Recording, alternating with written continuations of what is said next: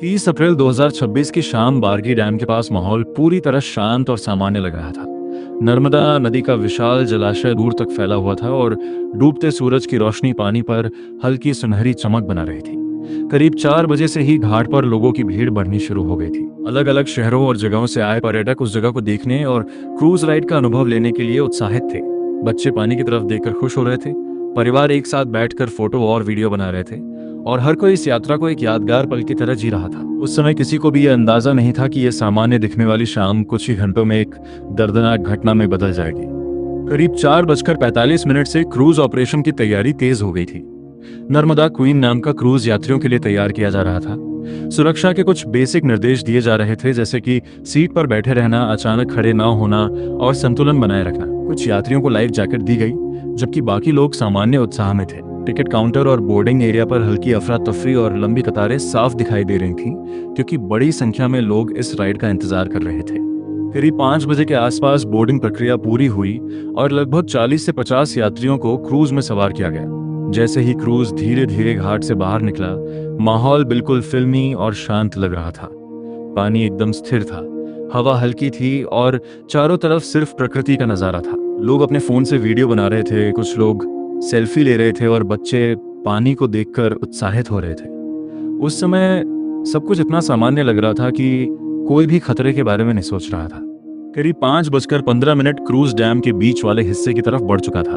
अब आसपास का दृश्य और भी खुला और विशाल लग रहा था। लोग अपने अपने ग्रुप में बैठकर बातचीत कर रहे थे। कुछ लोग क्रूज के किनारे खड़े होकर बेहतर व्यू देखने लगे थे, जबकि कुछ लोग लगातार फोटो और वीडियो बनाने में व्यस्त थे। इसी दौरान पहली बार हल्का बदलाव महसूस हुआ। हवा थोड़ी तेज होने लगी थी और पानी की सतह पर हल्की लहरें दिखने लगी थी।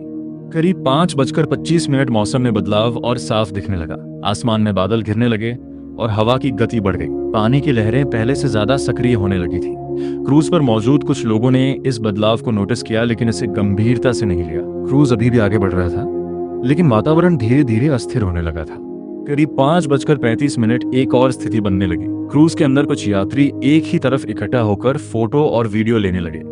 इससे वजन एक तरफ शिफ्ट होने लगा और हल्का झुकाव महसूस होने लगा। शुरुआत में ये इतना ज्यादा नहीं था कि किसी को खतरा लगे, लेकिन स्टाफ ने इसे नोटिस कर लिया और लोगों को बार बार वापस बैठने और संतुलन बनाए रखने के लिए कहा। लेकिन भीड़ का उत्साह और लापरवाही इस चेतावनी को नजरअंदाज कर रही थी। करीब 5:45 हवा और तेज हो गई और पानी की लहरें भी अब स्पष्ट रूप से उठने लगी थी। क्रूज का झुकाव अब पहले से ज्यादा महसूस होने लगा था। लोग अब थोड़े असहज होने लगे थे, लेकिन कई लोग अभी भी फोटो और वीडियो बनाने में व्यस्त थे। कुछ लोगों ने पहली बार डर महसूस किया और अपनी जगह बदलने की कोशिश की, लेकिन स्थिति धीरे धीरे कंट्रोल से बाहर जाने की तरफ बढ़ रही थी। करीब 5:50 क्रूज का संतुलन साफ तौर पर बिगड़ने लगा। अब झुकाव स्पष्ट दिखाई देने लगा था और यात्रियों के बीच हल्की घबराहट शुरू हो गई थी। कुछ लोग एक तरफ से दूसरी तरफ जाने लगे, जिससे स्थिति और अस्थिर हो गई। स्टाफ लगातार चेतावनी दे रहा था, लेकिन मौसम और पानी का दबाव लगातार बढ़ता जा रहा था। करीब 5:55 स्थिति गंभीर हो चुकी थी। क्रूज अब सामान्य स्थिति में नहीं था। हवा तेज थी, पानी की लहरें बड़ी हो रही थीं और अंदर का संतुलन पूरी तरह बिगड़ चुका था। यात्रियों में अब डर साफ दिखाई देने लगा था। कुछ लोग सीट पकड़कर बैठ गए थे, जबकि कुछ लोग घबराहट में इधर उधर देख रहे थे। करीब 6 बजे अचानक एक तेज झटका महसूस हुआ। यह वह पल था जब स्थिति पूरी तरह बदल गई। हवा और पानी के दबाव ने क्रूज को गंभीर रूप से हिला दिया।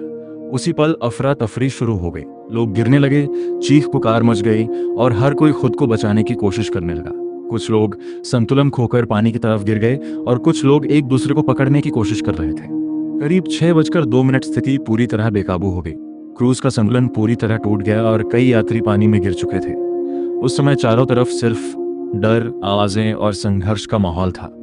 लोग अपने परिवार को ढूंढ रहे थे, मदद के लिए चिल्ला रहे थे और खुद को बचाने की कोशिश कर रहे थे। करीब 6:05 आसपास मौजूद लोगों और नावों ने मदद शुरू की और तुरंत प्रशासन को सूचना दी गई। स्थिति की गंभीरता समझते ही स्थानीय स्तर पर रेस्क्यू शुरू कर दिया गया। करीब 6:15 एसडीआरएफ और बचाव दल मौके पर पहुंचे। नावों, रस्सियों और गोताखोरों की मदद से लोगों को पानी से निकालने का प्रयास शुरू हुआ। अंधेरा बढ़ने के बावजूद ऑपरेशन लगातार जारी रहा। करीब 7 बजे तक कई लोगों को सुरक्षित बाहर निकाल लिया गया और उन्हें अस्पताल भेजा गया। कुछ लोग सदमे में थे, कुछ घायल थे और कई लोग मानसिक रूप से बेहद प्रभावित थे। रात भर बचाव कार्य चलता रहा ताकि कोई भी व्यक्ति लापता ना रह जाए। अगले दिन तक पूरे क्षेत्र में सर्च ऑपरेशन जारी रहा। हर जगह जांच और तलाशी की गई। बाद में ये साफ हुआ कि इस घटना में मौसम में अचानक बदलाव, यात्रियों का एक तरफ इकट्ठा होना और सुरक्षा नियमों की अनदेखी जैसी कई चीजें शामिल थीं, जिन्होंने मिलकर इस सामान्य यात्रा को एक दर्दनाक स्थिति में बदल दिया। ये घटना एक बहुत बड़ा संदेश छोड़ती है कि पानी, मौसम और सुरक्षा नियमों को कभी हल्के में नहीं लेना चाहिए, क्योंकि थोड़ी सी लापरवाही भी बड़े हादसे का कारण बन सकती है।